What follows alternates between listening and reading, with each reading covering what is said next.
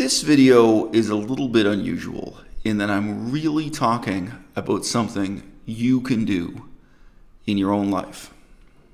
Talking to your professors, talking to your coworkers, talking to your classmates, probably above all else, in talking to your own parents. You may have noticed that in many of my discussions of philosophy and politics, I shift the question being asked in a subtle way from talking about the validity of an idea to questioning what sort of person believes in that idea, what sort of person propounds that idea, what sort of person is attracted to that idea, and why. I very rarely state explicitly to the person speaking to me or the person whose YouTube video I'm criticizing, I very rarely state explicitly that's what I'm doing. But I think it's a really important method. And it's a way of getting the people you're talking to reason through the things they believe in as if they don't believe in them, and maybe to start thinking rationally about aspects of their life that may be entirely irrational. Politics is largely about human passions, human desires. The extent to which that's true is, in a word, terrifying. With politics, we're always dealing with things that people want and things that people hate and things that people fear.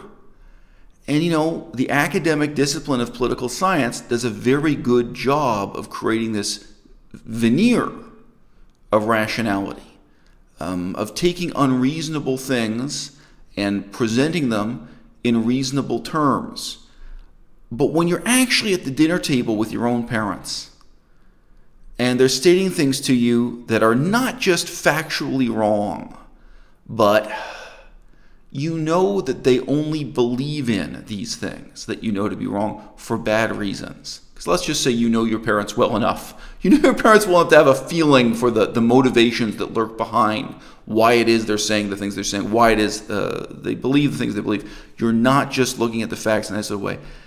Isn't it interesting that in that most intimate setting, all the textbook discipline of philosophy and political science is suddenly useless? And indeed, taking the ideas or the ideals your parents believe in and trying to put them in a balance, measure them, weigh them, see what they're worth, it's only going to get your parents into a more and more hostile and defensive position. Now, sometimes in politics, we deal with ideas that mean different things to different people, that are very poorly defined, even by those who propound them, those who are most enthusiastic about them. And we deal with a lot of ideas that have a different meaning in different cultural contexts. Suppose you met someone who was a militant, egalitarian feminist, born and raised in South Korea. South Korea is a culture that's in some ways familiar, right? And in some ways quite exotic. I can already imagine reasons to be a militant, egalitarian feminist in South Korea. It would be very hard for someone to relate to who grew up in London, England, Los Angeles, California, or what have you. And if you're going to talk to this person, and you're maybe interested in understanding their view of the world, the way to evaluate what feminism means to them and what it is they're trying to accomplish and so on is not to take this idea of feminism that's already abstract and then try to weigh it in the balance. It's not to say to them, well, I'm not really sure if feminism is good or bad. I'm not really sure if feminism is a good or a bad idea, right? A really productive way to broach the issue is to talk about their motivations in particular. So to broach the question of why would someone choose to become a radical feminist? Why did you in South Korea choose this? What attracted you to this? Why is this your cause? Why do you think of this as part of who you really are? Okay? It's so simple. I think people find it very hard to do. I think people find it very hard to set aside how they feel about Islam. Very hard to set aside how they feel about Zionism and talk to this particular person and ask them, how did you become committed to Islam? How did you become committed to Zionism? What do you think about the motivations of people who are drawn to this? And once somebody is in that more reflective frame of mind, you might be surprised at the answers you get. I've had people who are Muslim. I would not say devout Muslim, but I've met people who are Muslim and who said to me honestly that they find it so embarrassing when they meet white people who were born and raised Christian and who chose to convert to Islam at their temple. They find it so embarrassing, and these converts, they're often much more radical and more fundamentalist and more serious about Islam than they are themselves. And I've spoken to Muslims who told me honestly that if their parents and grandparents hadn't pushed them into this, they wouldn't be a part of this religion. But now that they are a part of the religion, they can see both good and bad, and they have some kind of balanced, evaluation of their position in relation to this ideology when you're talking about it in terms of their motivations. And if you talk to a young woman who's a radical feminist from South Korea, she may likewise have reasons that put a very human face on it, and that set out some very attainable goals, right? That you can understand what it is she's trying to accomplish. What are the changes she hopes to see, in her lifetime. Now, I'm very self-critical in this same way. I can look at any particular book on my bookshelf or any particular ideology I've been involved with in the past, in my misspent youth, and I can also evaluate what is it about this that attracted me, right? And in doing so, I'm not making a judgment on the philosophy. I'm not making a judgment on the ideal. I'm making a judgment about who I was, who at that time I wanted to become, and now also I can reflect on who it is I really am. I went to a high school with a significant percentage of black students. I don't think they were the majority, but I don't know, 30%, 40%. We had a lot of black students in my last high school. And I remember talking to black students who were trepidatiously at that time taking the steps to identify themselves as black radicals, as black revolutionaries. I remember one telling me in a very halting voice, she knew that I knew a lot about communism. I've been raised in a communist household. And I remember her sort of coming out of the closet and talking about the extent to which she considered herself a Marxist revolutionary and so on. And again, it'd be very easy to respond to that kind of thing by shutting someone down and saying, kind of, don't you know how terrible Marxism is, or don't you know how terrible communism is, don't you know? And a much more productive way to engage with them for yourself also. So you're going to learn something about them. You may learn more about the ideology and what it means to its adherents or whatever. How you're going to learn about how they see the ideology, even if they see it in a totally distorted way. You're going to learn about what Islam means to Muslims and what communism means to communists. You're going to learn some of that. But you can also start to engage them in thinking rationally about this thing in their life they're so passionate about that if they ever thought about it rationally, probably they haven't for quite a long time now. One of the viewers of the channel sent me a link a couple days ago to a video that was supposedly giving you advice on how to speak to people who were delusional. Video opens, it's a hit video, it has over 300,000 views, as I recall. Opens with this long definition that this means delusional in a clinical sense, not just somebody you disagree with or somebody you're criticizing for believing something different from what you believe yourself. Clinical definition of delusional is set out for you again and again. That part of the video is okay. And then he shifts into his advice for what you should actually do when talking to someone delusional.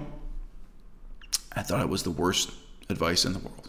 He talks about the importance of not being encouraging to the person their delusions, not just saying to them, oh yeah, you believe this crazy, irrational thing, and kind of humoring them. He talks about that being destructive. And he also tells you not to directly confront them.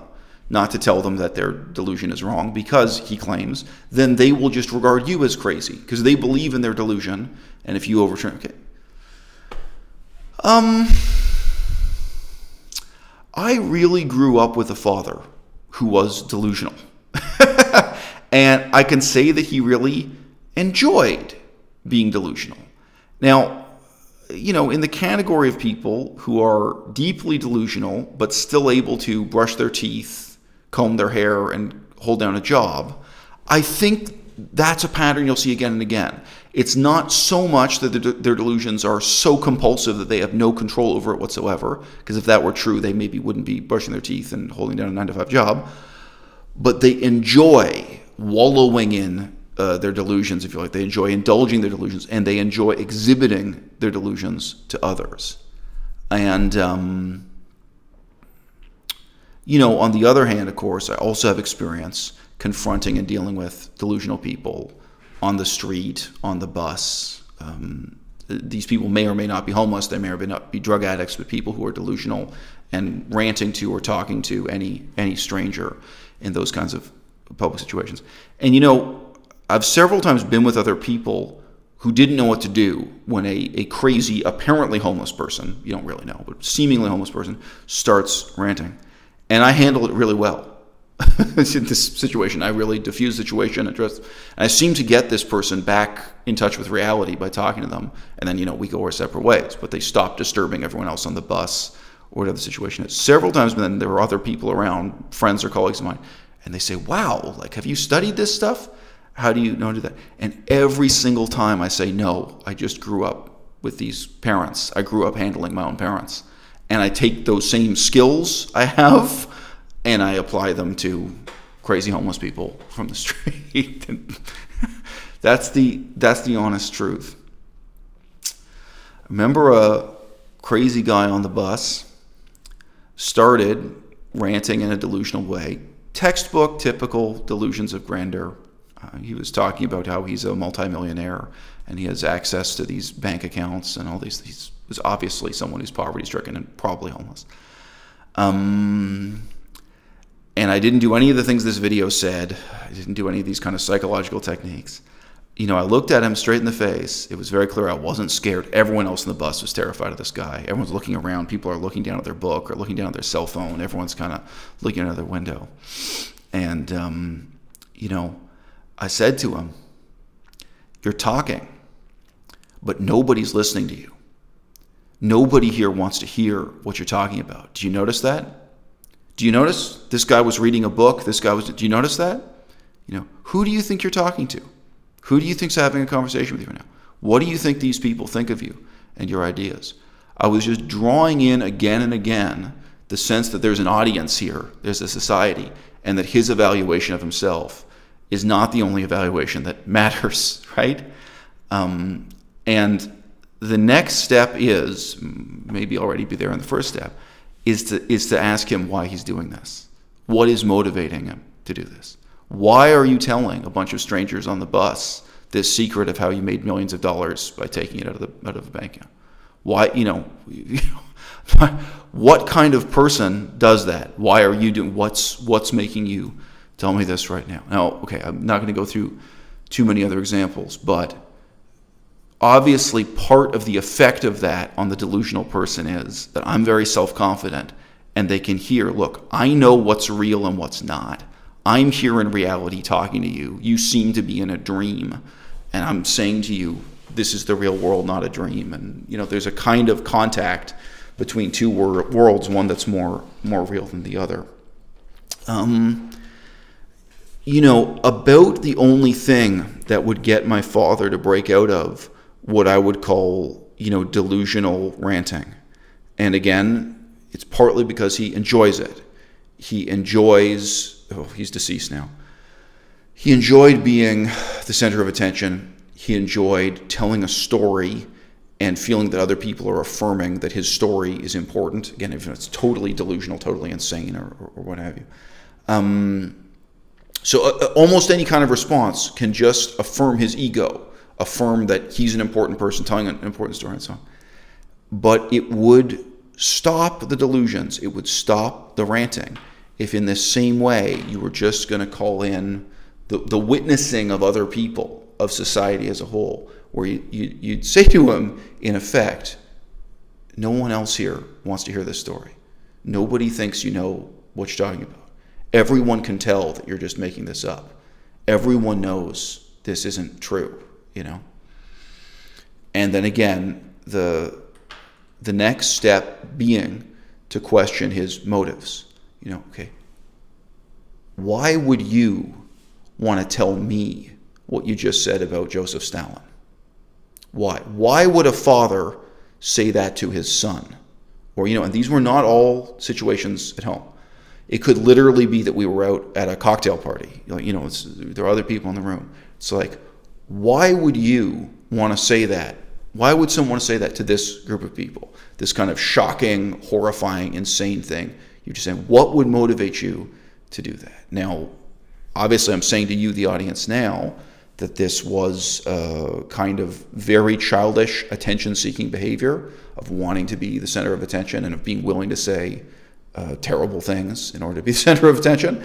A lot of what we describe as insanity, when it pertains to people who manage to brush their teeth, comb their hair, and keep a job, a lot of what we call insanity within that range really is childishness persisting into adulthood. The only thing that would ever be effective in bringing my father out of this kind of delusional state and putting him in touch with reality and getting him to kind of adjust to paper and just stop ranting, just stop, was in this way kind of summoning forth the witnesses of society and say, look, this is how people see you. This is how other people hearing this hear you, okay? And then to move on to ask, what kind of person are you? What kind of person would do this? What kind of person would believe this or make this statement, whether it's about Joseph Stalin or anything else? What kind of person would be propounding this delusion? Not all believers are delusional. Not all beliefs are delusional. The examples I gave earlier, talking to a South Korean radical feminist, talking to someone who's a member of the Muslim faith, but who has mixed feelings about it and is willing to talk about it in an ironical, detached way. I am not saying those people are comparable to a crazy, ranting homeless person who's lecturing everyone on the bus, or to my own father who lectured absolutely everyone around him his whole life. especially his employees, because they couldn't just leave or tell him what an asshole he was. However, I think it is much more than just a coincidence that these two things, that they have this resemblance. And again, I make this video to suggest to you that this is a method you can practice. This is a method you can practice in your own life, and you can stop yourself. This person is lecturing me or haranguing me. This person is sharing their delusion with me, or this person is you know, testifying to their belief to me, whatever this thing is they believe in. It may be Joseph Stalin, it may be anything else.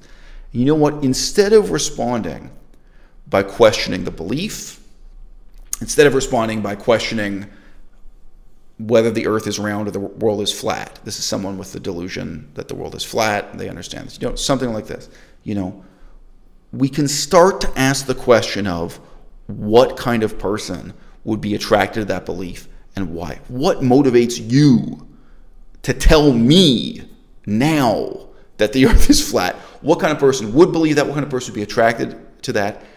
And even in this setting right now, why wouldn't you keep it a secret? You know, why would you tell me? There are questions of motivation there. And I think that in the whole theater of politics, even when we're dealing with people that are not delusional, we're always dealing with passion being much more powerful than reason. We're dealing with the domain of desires, and we do ourselves a disservice to pretend that we're debating the facts.